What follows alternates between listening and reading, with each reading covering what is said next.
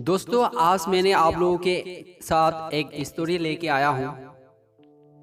ये स्टोरी एक motivational story है। ऐसे स्टोरी हमें आगे की सफलता की राह दिखाते हैं और हमें हमेशा के लिए और मोटिवेट करते रहते हैं। चलो विदाउट वेस्टिंग टाइम आज का ये स्टोरी आप लोगों को मैं बता दूं।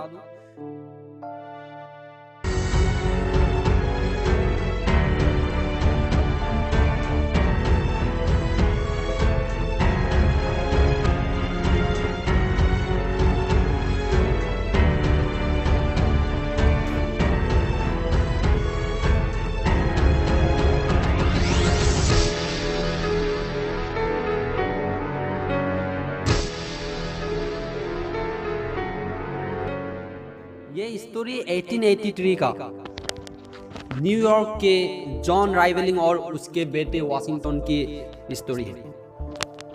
1883 में एक उत्पाद इंजीनियरिंग जॉन राइवलिंग को एक विचार आया था कि न्यूयॉर्क को लॉन्ग आइलैंड से जुड़ने वाला एक विस्मयकारी पुल बनाया जाए।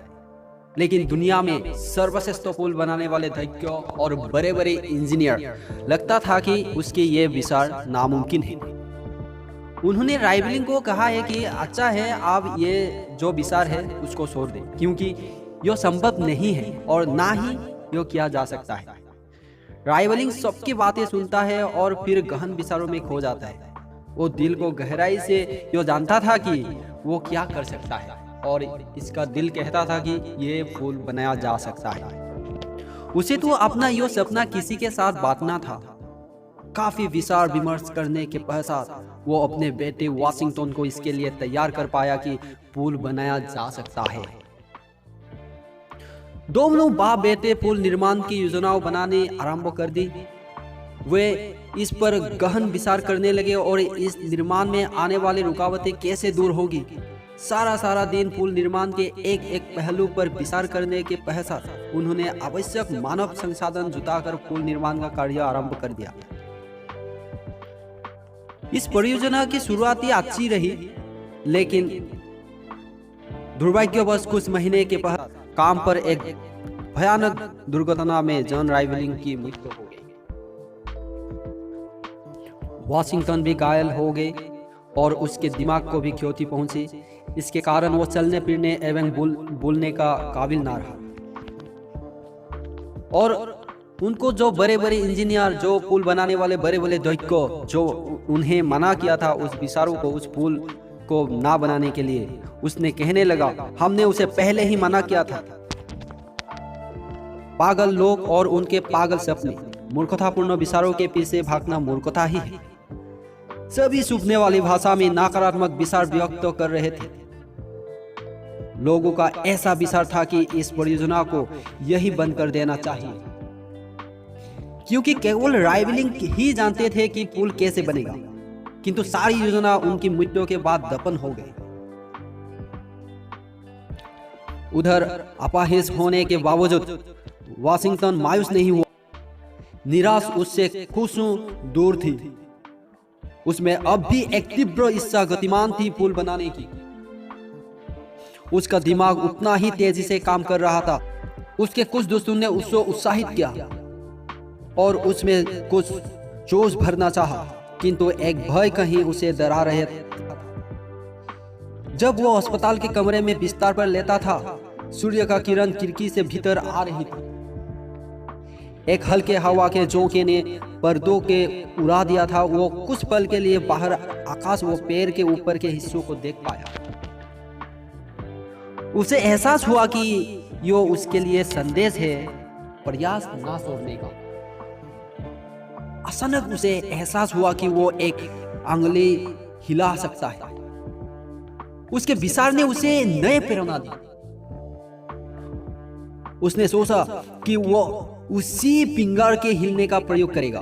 उसने अपने पत्नी से बात करने का यह सांकेतिक विधि को विकसित कर लिया। उसने अपने पत्नी की बाह पर फिंगर रखकर यह दर्शाया कि वो अपने इंजीनियरों को फिर से बुलाना चाहता है। उसने पुनः अपनी पत्नी की बाह पर फिंगर रखकर इंजीनियरों को यह बताया कि उन्हें क्या करना है। यह मूर्खतापूर्ण लग रहा था, पर काम फिर से आरंभ हो गया।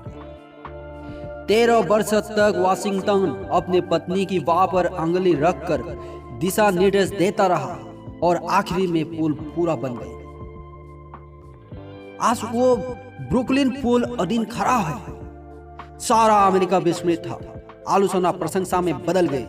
जिन आंखों में हंसी के भाव थे वे वाह कर रही थी।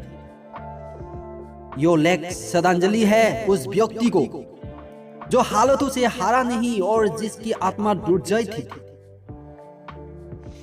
यो श्रद्धांजलि है उन इंजीनियरों को जिनके सामूहिक प्रयास ने असंभव को संभव कर दिखाया, तथा यह श्रद्धांजलि है उस विशारद के रूप को जिसने 13 लंबे वर्षों तक पत्नी बन पति के संदेशों को प्यार एवं समर्पण के साथ समझती रही और इंजीनियरों को समझाती रही।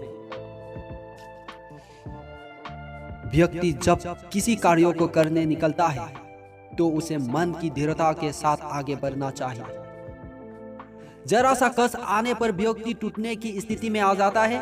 ऐसा करना स्वयं की शक्ति के साथ खिलवाड़ करना है।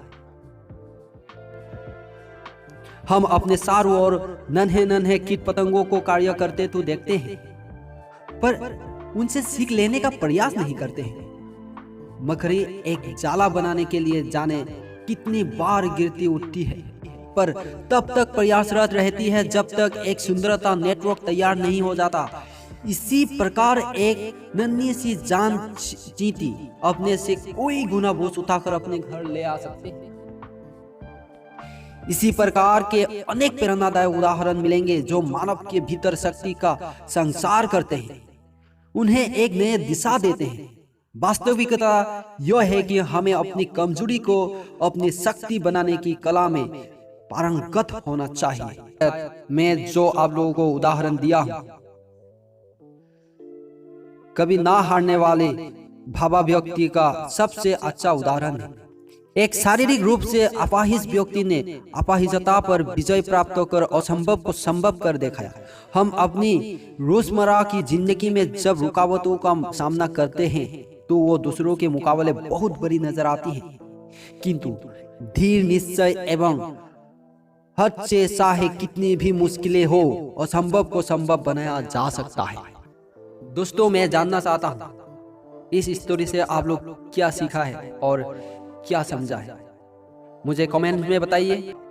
व्यक्ति जब किसी कार्यों को करने निकलता है तो उसे मन की दृढ़ता के साथ आगे बढ़ना चाहिए। अपनी कमजोरी को अपनी शक्ति बना लो। ऐसे मोटिवेशनल वीडियो आप पाने के लिए मेरे वीडियो को लाइक करें, शेयर करें, सब्सक्राइब करें। Thank you. Till then take care and bye bye.